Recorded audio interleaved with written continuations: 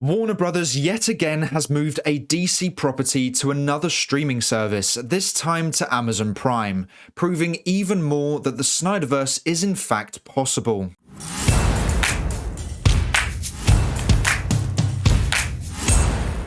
Hey everyone, welcome back to our movie news. James Gunn and Peter Safran are hard at work building out their new exciting DC universe, and it seems that even more DC projects are being moved to streaming services as they don't fit in with their long-term plan.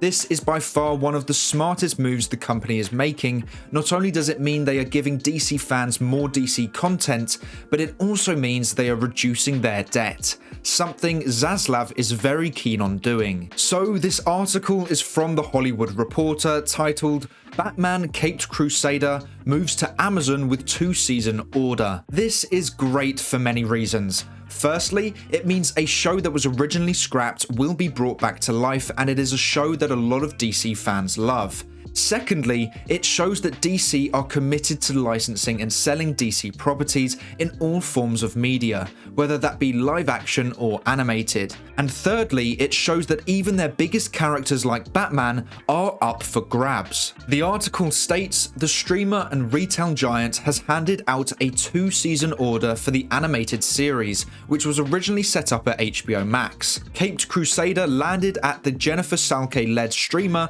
following Warner Brothers Discovery scrapping the show in August, more than a year after it was ordered straight to series, amid a round of cost cutting.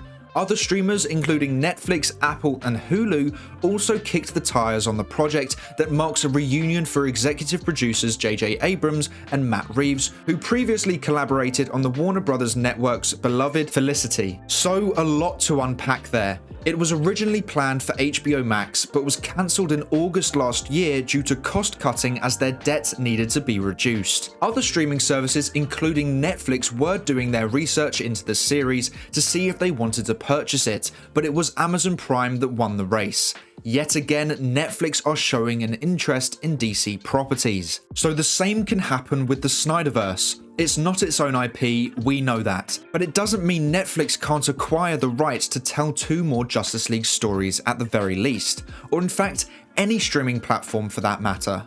The way I see it, the hashtag sell ZSJL to Netflix or sell Snyderverse to Netflix means more than what they just say. To me, it means showing the demand for Zack Snyder's DC story.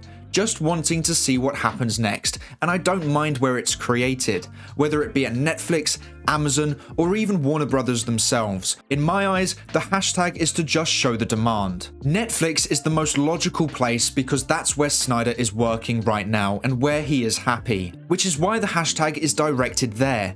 But in all honesty, I don't mind where it goes, as long as it's made to a high quality and Snyder is happy. But I also want to talk about the next paragraph of the article. The animated series hails from Bruce Timm, Abrams, and Reeves was also sold to a streaming rival as part of Warner Brothers Discovery's efforts to monetize content by selling projects to third-party buyers. Yet again, making it clear that Warner Brothers Discovery's focus is monetizing content by selling projects to third parties. This is something Warner Brothers wants to do and needs to do to cut down their debt. With such a large catalogue of DC characters and stories to choose from, Warner Brothers has a goldmine of licensing possibilities, and the Snyderverse can absolutely be one of them. The final paragraph of the article also really intrigues me. Animation, meanwhile, remains a major area of investment for networks and streamers alike. In addition to repeating well on streaming platforms, in success, original ideas become extremely lucrative thanks in part to the ability to turn characters into lines of merchandising. I know each fan has differing opinions of how they want to see the Snyderverse return, but personally, I don't mind if it's animation or live action. Now, this paragraph really shows an insight into what streaming platforms are looking for. Animation, meanwhile, remains a major area of investment for networks and streamers alike. I think if we as a fandom show streaming services that if they don't want to invest the large amount of money to create live-action Snyderverse movies, then animation is something fans are also open to seeing, as that could really increase our chances of seeing the Snyderverse return.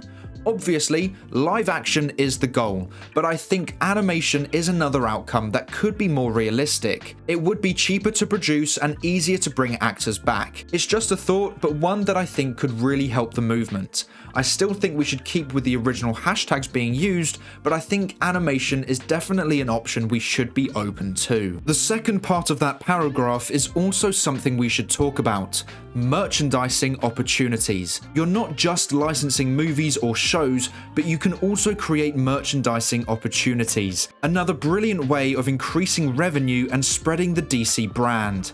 Not just through having DC stories on multiple streaming platforms, but also through merchandising. Warner Brothers could easily have a deal where they license the DC characters but take 50% of the merchandising profits, or something like that. What I'm trying to say is they're not just limited to the licensing fee. There are still so many other ways they can build up revenue for both companies involved just from licensing the Snyderverse. Adding on to my last video where I was talking about how us fans should ignore the people saying we should move on, I want to specify I mean the ones who don't offer any evidence and simply just say to move on or give up, or it's not happening, or any kind of insult towards the fandom. Those are the ones I'm saying to ignore.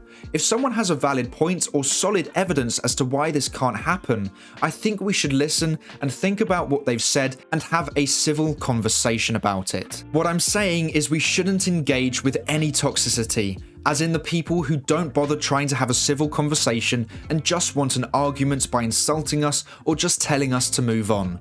They are pointless discussions to have that don't help anyone and can cause unnecessary arguments. If we stick to what we're doing and continue to stay positive, it will benefit the fandom massively. So I just wanted to clear up any confusion as to what I meant in the previous video. Going back to the article, what I find really interesting is the character that has been moved to Amazon Prime, Batman. A lot of people have said the Snyderverse can't go to Netflix because it would cost way too much and DC would never do it, as those are their biggest IPs. But clearly that's not a problem, as Warner Bros. Discovery have proved both of those points wrong. I genuinely don't think the cost is a problem, nor do I think the characters involved are a problem either.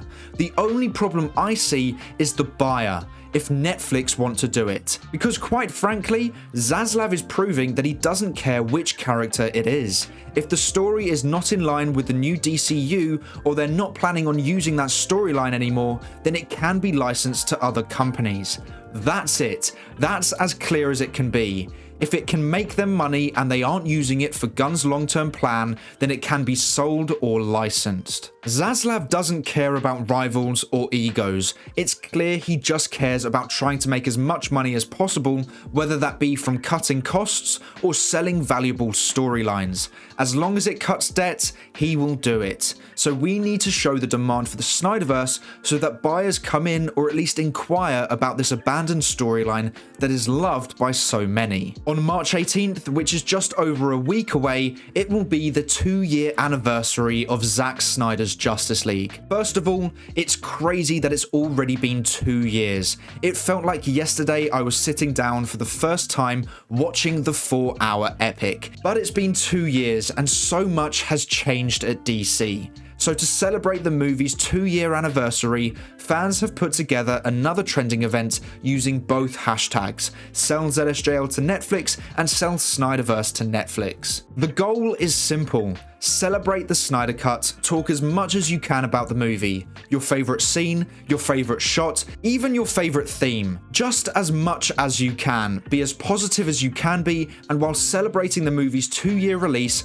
use both hashtags to show that you want to see what happens next. The main focus is celebrating what we have, but we can also show that there is a lot of demand to see the next part of the story at the same time. Make sure to use this poster to see what time you should start tweeting the hashtags at, and hopefully we can see you on the day celebrating the Snyder Cut and pushing for the Snyderverse. But that is all for today's video. Thank you so much for watching. Please make sure to like and subscribe and turn on post notifications so you never miss a video.